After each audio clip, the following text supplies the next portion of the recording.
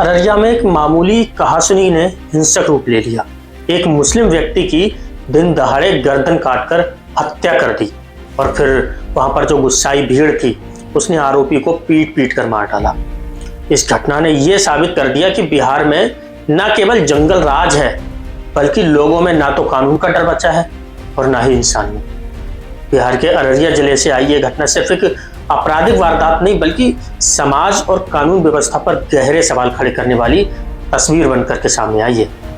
गुरुवार सुबह करीब 10 बजे फारबिसगंज के सुभाष चौक स्थित मार्केटिंग यार्ड के पास सब कुछ ठीक था, लेकिन कुछ ही मिनटों में हालात इतने भयावह हो गए कि सड़क पर मौजूद लोग सिहर उठे। जानकारी के मुताबिक 42 साल के अली हुसैन जो जोगवानी थाना क्षेत्र के अमोना गांव के रहने वाले हैं और पेशे से एक पिकअप ड्राइवर थे।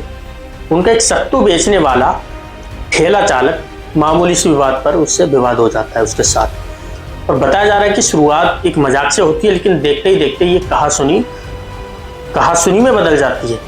और इसी दौरान 30 साल का रवि चौहान जो फारबिसगंज के सुल्तान पोखर का रहने वाला था और सत्तू बेचने का काम करता था, अचानक आक्रोश में आ जाता है और आक्रोश में इस कदर आता है कि गुस्से में वो धारदार चाकू निकाल कर लाता है और बीच सड़क पर बिना किसी खौफ के, बिना प्रशासन के खौफ के वो अली हुसैन पर हमला कर देता है। और हमला इतना क्रूर करता है, इस तरह से करता है कि वो अली हुसैन का सिर धड़ से अलग कर देता है। कुछ ही पलों में सड़क खून से लाल हो जाती है। आसपास लोग मौजूद इस खौफनाक मंजर को देखकर दहशत में आ जाते हैं। काफी देर तक मृतक का सिर और धड़ सड़क पर पड़े रहते हैं, जिससे इलाके में सनसनी फैल जाती है। वहां के लोग घबरा जाते हैं, अफरा तफरी मच जाती है, लोग इधर से उधर दौड़ने लगते हैं। जो भी उस रास्ते से गुजरने वाला व्यक्ति होता है वो दूर से ही उसे देख करके वापस हो लेता है, यू टर्न मार लेता है। लेकिन मामला यही नहीं थमा।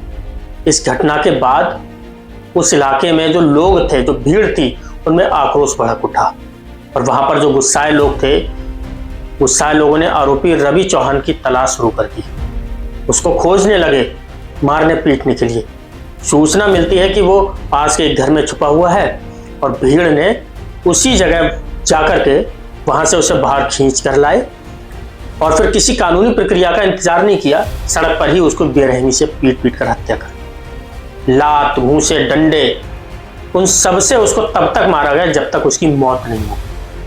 इस तरह कुछ ही समय में एक जो हत्या थी वो डबल मर्डर में बदल गई। और इस घटना के बाद इलाके में इतना तनाव फैल गया, कुछ रिपोर्ट्स के अनुसार गुस्साए भीड़ ने आगजनी और तोड़फोड़ भी की, जिससे हालात और बिगड़ गए। सूचना मिलते ही पुलिस मौके पर पहुंची और स्थिति को नियंत्रित करने की कोशिश में लग गई। एसपी जितेंद्र कुमार भी घटनास्थल पर पहुंच गए और पूरे मामले की जानकारी ली। फिलहाल तो इस इलाके में पुलिस बल तैनात है और हर गतिविधि पर नजर रखी हुई है। ये घटना कई गंभीर सवाल छोड़ जाती है। एक मामूली सा विवाद कैसे इतने बड़े हिंसक रूप में बदल जाता है, और उससे भी बड़ा सवाल है कि लोगों का कानून पर से भरोसा इतना कमजोर हो गया है कि वो खुद ही न्याय करने लगते हैं। अररिया की ये घटना सिर्फ 2 जिंदगियों की अंत की कहानी नहीं है, बल्कि ये भी दिखाती है कि गुस्सा और भीड़ तंत्र किस तरह कुछ ही मिनटों में हालात को बेकाबू कर सकता है। में जो है लगातार जो है आपराधिक घटना जो घटती जा रही है। आज इसी कड़ी में जो है अररिया जिले के फारबिसगंज में जो है एक यहाँ पार्किंग के विवाद को लेकर जो यहाँ एक मामला हुआ, जिसमें कि एक पार्किंग के विवाद के बाद जो है एक व्यक्ति की जो है गला काट के यहाँ पे हत्या कर दी गई थी। तो दूसरे आदमी जिसने जो हत्या की थी उस व्यक्ति जो है यहाँ पे जो है उनको जो है पुलिस ने जो दर्द दबोचा और ग्रामीणों के सहयोग से उस व्यक्ति की भी जो है यहाँ पुलिस के समक्ष में जो है पीट पीट के जो है उसकी भी हत्या कर दी गई।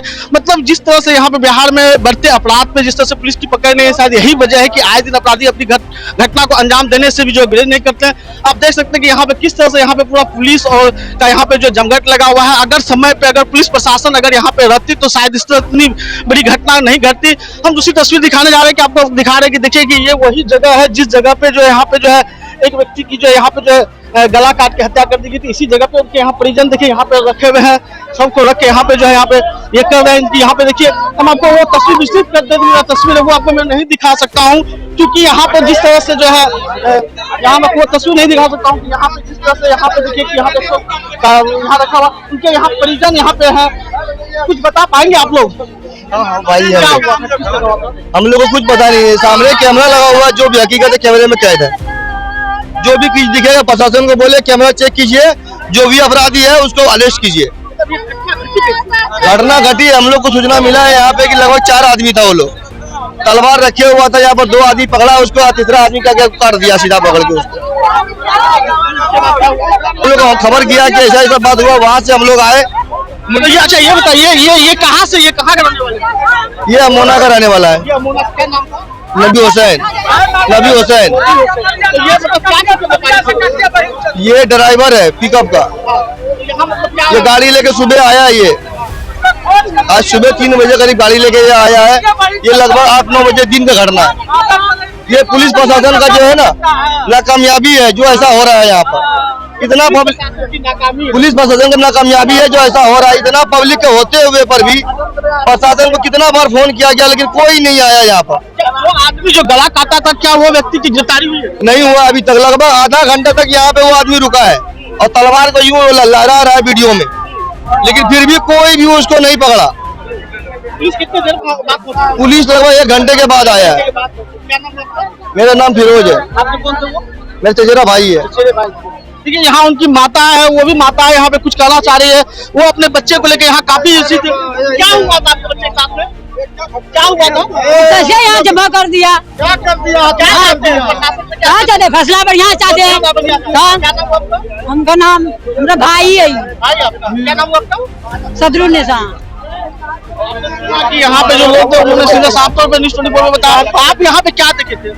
हम अभी कुछ नहीं, अभी आया था ऐसे। अच्छा, आप अभी और भी कुछ लोग यहाँ पे, यहाँ देखिए पुलिस प्रशासन यहाँ लगातार जो है यहाँ पे जमे हुए हैं और यहाँ पे लोग का उग्र जो प्रदर्शन है वो भी जो यहाँ पे जारी है।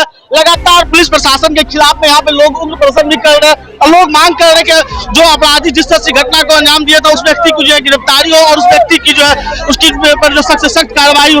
हालांकि इस मामले में जो अपराधी थे उस अपराधी की जो गिरफ्तारी भी हो गई है। उस व्यक्ति की बहन क्या हुआ था? बहन क्या हुआ था?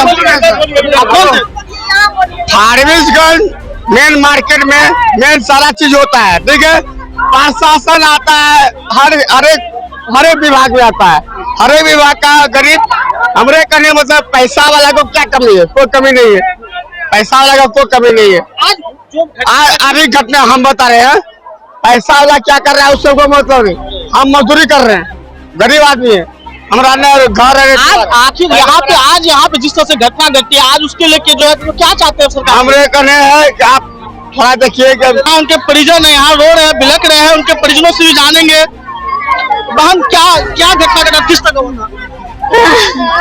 कितना दिन से तनख्वाह नहीं उठाया था, समझे? साल भर का तनख्वाह,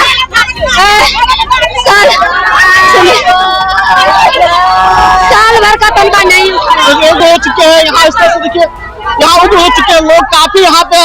यहाँ पे देखिए यहाँ क्या चाह रहे हैं? हमरा इंसाफ चाहिए। जब हमरा भाई का काटा हुआ था हम जान लेंगे। उस व्यक्ति की तो हत्या हो गई, उसकी भी तुम्हारे पे हत्या कर दी गई है। हम इंसाफ लेंगे। तो उस व्यक्ति की भी तो हत्या हो गई है। हाँ, कहाँ हो गया? भगा दिया। वो सबसे मारपीट किया ना, पब्लिक साहब भगा दिया, उसको भगा दिया। आप सोचिए जरा, एक व्यक्ति आपको अपने दोस्त के साथ पकड़ करके ले जाए और एक किसी गोदाम में सुनसान जगह पर ले जाकर आपको बुरी तरह पीटने लगे। 1 नहीं, 2 नहीं, 3 नहीं, बल्कि 4 बार आप पर हमले करे, वार करे, आप पर पेशाब करने लगे। क्या करेंगे आप? आपका दिमाग शून्य हो जाएगा। उस वक्त आपके दिमाग में सिर्फ एक ही बात गूंज रही होगी कि मैं यहां से किसी तरह बच करके भाग निकलूं। दूसरी बात यह गूंजेगी कि ये लोग मुझे मार क्यों रहे हैं? क्या ऐसा गुनाह कर दिया मैंने? क्या ऐसी गलती कर दी जो ये लोग इस तरह से मुझे पीट रहे हैं, मुझ पर पेशाब कर रहे हैं? ऐसा ही एक मामला यूपी के कानपुर से निकल करके आया है।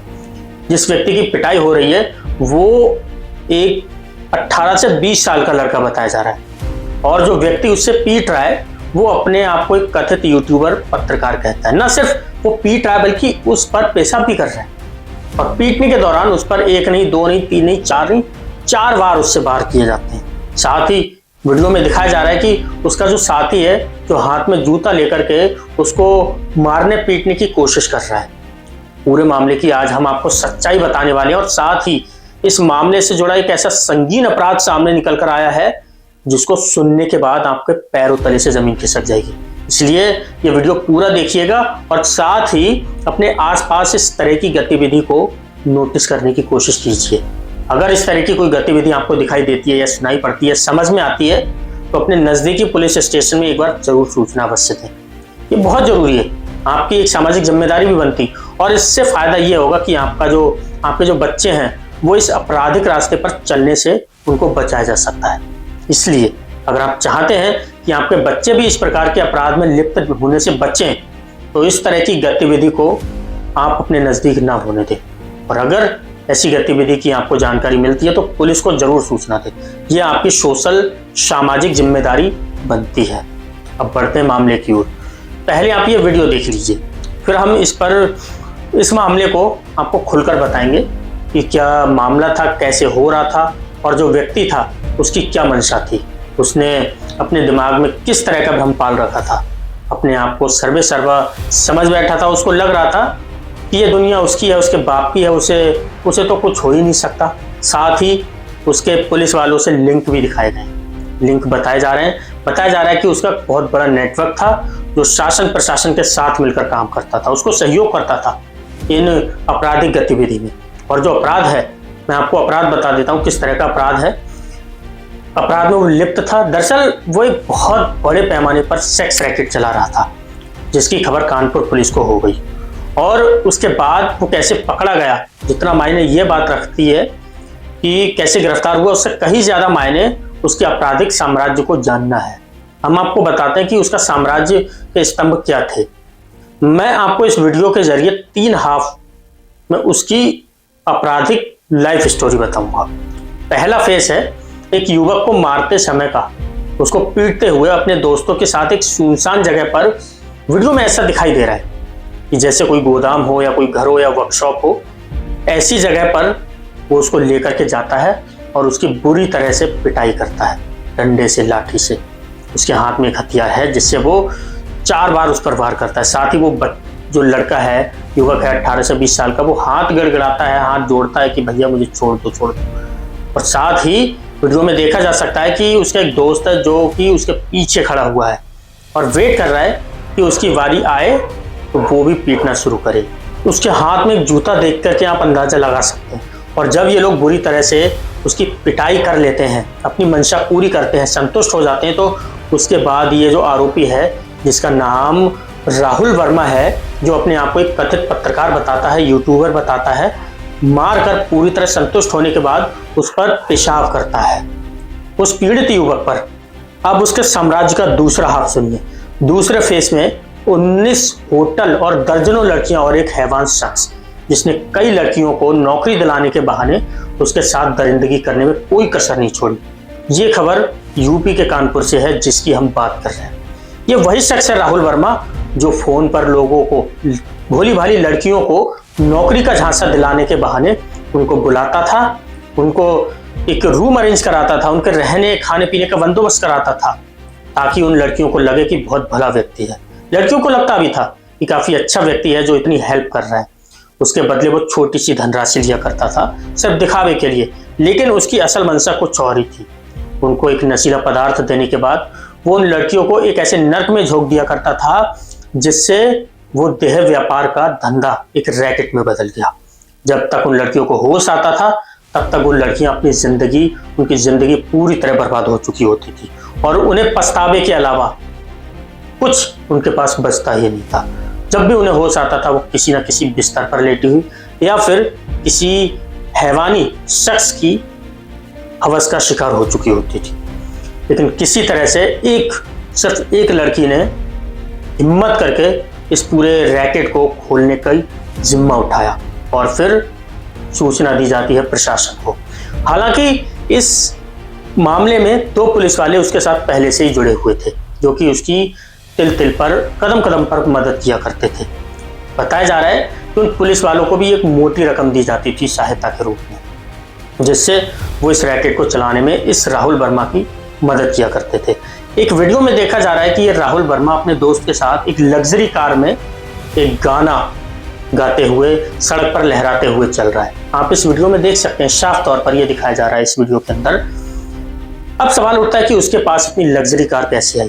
तो जवाब यही है कि जिस सेक्स रैकेट को ये चला रहा था, उसी सेक्स रैकेट के बलबूते पर इसने एक बहुत बड़ा अमाउंट धनराशि के रूप में इकट्ठा किया था, जिसके बाद इसने उस रैकेट के जरिए धनराशि को इकट्ठा किया और फिर अपनी लाइफ स्टाइल को पूरी तरह से बदल दिया।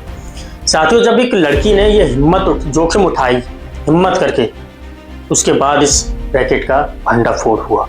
आप इस वीडियो पर क्या कहना चाहते हैं, आपका क्या कमेंट है, हमारे कमेंट सेक्शन में जरूर बताएं। और अगर आप चैनल पर नए हैं तो हमारे चैनल को सब्सक्राइब जरूर करें। इसी के साथ जय हिंद, वंदे मातरम।